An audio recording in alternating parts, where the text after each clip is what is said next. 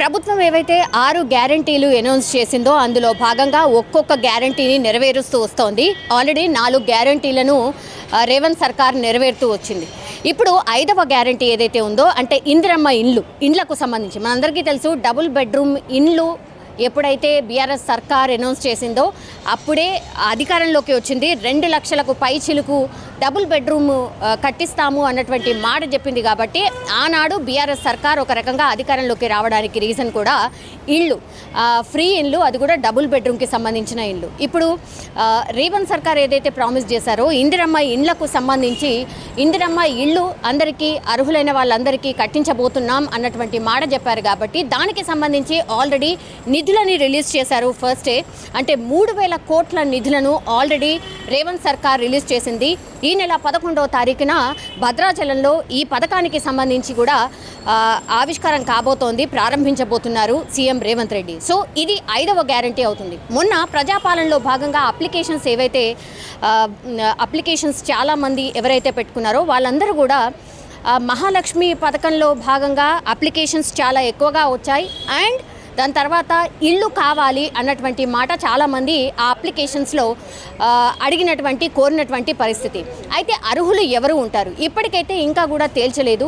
But 90 లక్షల మంది already ration కార్డుకి సంబంధించిన అర్హులు ఉన్నారు. అండ్ సీఎం రేవంత్ రెడ్డి పదే పదే చెప్తున్నారు, రేషన్ కార్డు ఎవరికైతే ఉంటుందో అంటే ఫుడ్కి సంబంధించిన కార్డు ఎవరికైతే ఉంటుందో వాళ్ళే అర్హులు కాబోతున్నారు మా 6 గ్యారంటీలకు సంబంధించి అని పదే పదే ఆయన స్పష్టంగా చెప్తున్నటువంటి పరిస్థితి కనిపిస్తోంది. సో 90 లక్షల మందిలో ఇప్పటికే 80 లక్షల మంది ఆల్రెడీ అప్లికెంట్స్ ఎవరైతే ఉన్నారో వాళ్ళందరూ కూడా రేషన్ కార్డుకి అనుసంధానం చేసుకోవాలి, మీరు ఈ కేవైసీ చేయాలి రేషన్ కార్డుకి సంబంధించి అని చెప్పారు.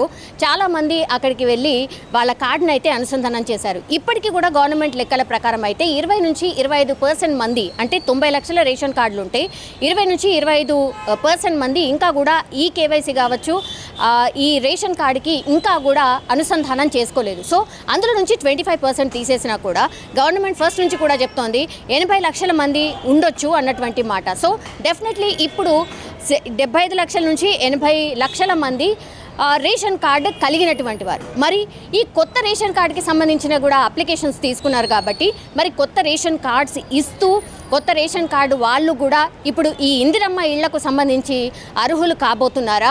ఎందుకంటే 3,000 కోట్లు అయితే ఆల్రెడీ రిలీజ్ చేశారు. చాలామంది క్వశ్చన్ చేస్తున్నారు, రేషన్ కార్డు లేని వాళ్లకు ఏంటి పరిస్థితి అన్నటువంటి మాట అడుగుతున్నారు. కాబట్టి మరి ఈ రేషన్ కార్డుకి సంబంధించి గవర్నమెంట్ ఎట్లాంటి సొల్యూషన్ తీసుకుంటుంది ఆర్ రేషన్ కార్డుకి సంబంధించి ఎట్లాంటి క్లారిఫికేషన్ ఇవ్వబోతోంది? రేషన్ కార్డు ఇచ్చిన తర్వాతనే ఈ పథకాలు ఇవన్నీ కూడా అర్హులకి అనౌన్స్ చేయండి ఆర్ ఇంప్లిమెంట్ చేయండి అన్నటువంటి మాట కూడా చెప్తున్నారు. ఎవరైతే పాత వాళ్ళు ఉన్నారో మళ్ళీ వాళ్ళకే పథకాలు వర్తిస్తున్నాయి. కాబట్టి మరి కొత్త వాళ్ళు ఎవరైతే రేషన్ కార్డు పెట్టుకున్నారో వాళ్ళు అర్హులు కాకుండా పోతున్నారు. దీనికి సొల్యూషన్ ఏంటి అని పదే పదే చాలామంది ఎవరైతే ప్రజాపాలనలో దరఖాస్తు చేసుకున్నారో వాళ్ళ అందరూ కూడా అడుగుతున్న సిచ్యువేషన్ కనిపిస్తోంది. దీనికి సంబంధించి మరి ఎట్లాంటి క్లారిటీ ఇవ్వబోతుంది అనేది చూడాల్సిందే. బట్ ఇప్పుడు ఒక జీవో అయితే రిలీజ్ చేసింది గవర్నమెంట్. ఆ జీవోలో స్పష్టంగా చెప్తోంది ఇందిరమ్మ ఇండ్లకు సంబంధించి మేమైతే 3,000 కోట్ల రూపాయలు ఆల్రెడీ మంజూరు చేశాము. రాష్ట్ర వ్యాప్తంగా అయితే 95,235 ఇళ్లను ఆల్రెడీ ఇప్పుడు ఈ 3,000 కోట్లు ఏదైతే రిలీజ్ చేసిందో అందులో భాగంగా రాష్ట్ర వ్యాప్తంగా 95,235 ఇళ్ళు కట్టించబోతున్నారు. అండ్ గ్రామీణ ప్రాంతాల్లో ఇది 38,094 అండ్ అర్బన్ ప్రాంతాల్లో అయితే ఇది 57,141 ఇళ్లను అయితే మంజూరు చేసింది. సో అర్బన్లో చాలా ఎక్కువ సంఖ్యగా ఉంది అండ్ గ్రామీణ ప్రాంతాల్లో అయితే కొంచెం తక్కువగా ఉంది. సో ఫస్ట్ ఎవరికైతే జాగా ఉందో వాళ్లకు మాత్రమే ఈ 5 లక్షలు ప్రామిస్ చేసిందో ఆ 5 లక్షల్ని మంజూరు చేయబోతోంది అన్నటువంటిదైతే ఇప్పుడు మనకున్నటువంటి ఇన్ఫర్మేషన్. ఆ తర్వాత జాగా ఎవరికి లేదో వాళ్ళకి జాగా ఇస్తూ దెన్ 5 లక్షల రూపాయలు కూడా కట్టుకోవడానికి ఇవ్వబోతున్నారు అనేది. ఫస్ట్ ఇనిషియల్లీ మాత్రం ఇప్పుడు ఎవరికైతే జాగా ఉందో వాళ్ళకి 5 లక్షల రూపాయలు మంజూరు చేయబోతోంది. ఇప్పుడు నేను చెప్పినటువంటి లెక్క ఏదైతే ఉందో ఇప్పుడు జాగా ఆల్రెడీ ఉంటూ వాళ్ళకి 5 లక్షల రూపాయలు ఇప్పుడు రేవంత్ సర్కార్ అయితే మంజూరు చేయబోతోంది. అఫీషియల్గా ఈ 11వ తారీఖు నాడే ఇప్పుడు ప్రారంభించబోతున్నారు. మంత్రి పొంగులేటి శ్రీనివాసరెడ్డి ఆధ్వర్యంలో భద్రాచలంలో ఈ పథకాన్ని అయితే లాంఛనంగా ప్రారంభించబోతున్నారు. ఇప్పుడు 100 రోజుల్లో మేము ఏవైతే 6 గ్యారంటీలో ఇచ్చామో అవన్నీ కూడా ఇంప్లిమెంట్ చేయబోతున్నాము అని పదే పదే చెప్తున్నారు కాబట్టి అందులో భాగంగానే ఇప్పుడు ఒక్కొక్కటి అన్ని గ్యారంటీలను అమలు చేయబోతున్నట్టు స్పష్టంగా అర్థమవుతోంది. ఇప్పుడు ఇందిరమ్మ ఇళ్లకు సంబంధించి అయితే ఇది 5వ గ్యారంటీ, ఇంకో 6వ గ్యారంటీ కూడా ఉంది. సో ఆ 6వ గ్యారంటీ కూడా మరి నెక్స్ట్ ఇప్పుడు 100 రోజుల్లో అంటే పార్లమెంట్ ఎలక్షన్స్కి సంబంధించిన నోటిఫికేషన్ రాకంటే ముందే ఆ 6వ గ్యారంటీ కూడా అమలు చేయబోతున్నారు. బట్ చాలామంది కొన్ని లక్షల మంది ఎవరికైతే ఇళ్ళు లేవో ఇప్పుడు ఇళ్ళు కొనే పరిస్థితి కూడా లేదు. అంత ఎక్కువగా భారీగా ధరలు పెరిగిపోయాయి. మనందరికీ తెలుసు, భూమి కొనలేని సిచ్యువేషన్.